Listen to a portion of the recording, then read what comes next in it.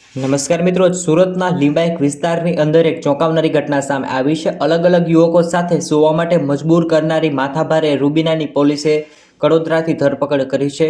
પીડિતાને ઘરમાં આશરો આપી રૂબીનાએ પતિ પાસે બદકામ કરાવ્યું હતું અને મોબાઈલમાં અશ્લીલ ફોટા પાડી બ્લેકમેલ કરી અને પીડિતા પાસે ગોરખ ધંધા કરાવતી હોવાનો ઘસફોડ થયો છે।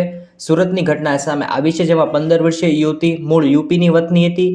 પોતાના ઘરમાં યુવતીની એકલતાનો લાભ લઈ મોઢું દબાવી બળાત્કાર ગુજાર્યો હતો।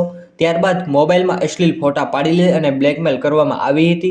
લિંબાયત પોલીસમાં બળાત્કારને છેડતીને પોસ્કો હેઠળ અન્યથા ગુનો નોંધવામાં આવ્યો હતો। જોકે પોલીસે સગીરાની પૂછપરછ કરતા ચોંકાવનારો ઘસફોડ થયો હતો।